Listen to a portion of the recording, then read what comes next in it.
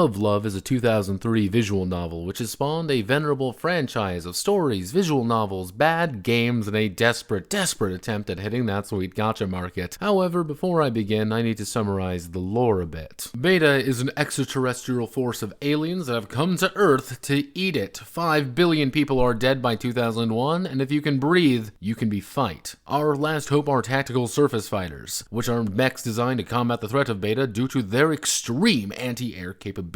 You're a bunch of fuckwit pilots, often barely out of high school and forced to wear skin-tight leather suits to pilot these giant robots. If you lose, we're all going to fucking die. If we win, well, let's just pray we can continue thinking we can. Muv-Luv is ultimately a story about characters more than anything. People in extreme situations and the problems that stem from it. The heroic victories, the terrible defeats, all highlighting a story arc defined by the needs of a few characters' personal struggles. Now take all of that and throw it the fuck out. The tabletop role-playing game is a doujin project by a few mobile game developers and one of Age's own people, creating a game designed for Muv-Luv fans and new fans of the series. It's just about giant robot fighting against hordes of aliens, though. I decided to take on this project for my Oshi, who really likes Muv-Luv, and my desire to learn more about the series in general. Two things I learned from translating this project are as follows. This is a beginner's guide to Muv-Luv, and this is a beginner's guide to gaming. Muv-Luv Alternative TRPG is a 2d6 game at its core, with every single roll being some variation of 2d6 plus modifiers. The oddity comes from where these mods actually come from. Half your characters are defined by the 5 TSF that are available, with the Type 77, Type 94, and Type 97 being primarily available in the 2001 and 2005 scenarios, while the MiG-21 and MiG-23 are really only available in the 1983 scenario. These define your attack power, mobility bonus, fumble value, health, armor, and propellant, while your position determines your skill level in bombardment, melee, or mobility, which are 3 positions granting you a 200, 110, or a 020, with no chance of getting mobility bonuses until you hit level 2 of 3. That's it! Characters take about 5 minutes to make, with the majority of the character section dedicated to rolling on a series of tables for the drama section. During the drama phase, you'll just role play in order, really. If you do well, the GM checks the role play evaluation chart and assigns fate points as appropriate, and everyone gets a handful of these magic man points to increase a check by +1 or re-roll the dice by spending 2 of them, but they are tied to each character, but they can be freely shared. And that's it. The drama phase is actually completely optional and does not have you roll anything. So what about combat, though? Well, it's an abstracted map, forcing you to fight in relative close combat as range attacks have a distance of 1 naturally, while melee is 0. Your maneuver mode also influences your chances, increasing your mobility bonus, but consumes propellant as well as makes you maybe susceptible to being impeded. But it also makes you vulnerable to laser class fire. This lack of options is somewhat highlighted due to the fact that there are 4 minor actions, 2 of which grant raw bonuses to the 2 main actions, one of them being movement and the other is changing your maneuver mode. While the 2 main actions are quite literally or shoot or stab, optionally being able to move for it as well if you feel like it. This makes combat feel underwhelming at points, where even with all the modifiers in your favor, you may be rolling a 2d6 plus 3 at most, while enemy defenses may have a 9 or 8 to hit them, meaning that it's impossible to just whiff it constantly if luck isn't on your side, as you also aren't going to be moving around very much either due to your maneuver mode not actually influencing your movement speed, simply your mobility bonus. So this does encourage people just to spam a few actions every turn, after turn, after turn, as that's the only real option available sometimes. Even the example scenarios include just throw enemies at them if they survive, cool, because this game is fucking lethal. See, this little bastard right here, he does 2d6 plus 10 damage if he hits you. This is his big brother, he deals 2d6 plus 15 damage. The laser classes are by far the largest threat, as appropriate to the setting, but having them set up in a way makes approaching them a death sentence, which the game revels in, ironically, as there are a few side rules and options for when you violently die. Is this game for fans of Muv-Luv? Well, maybe, as it clearly loves the source material, but I feel that only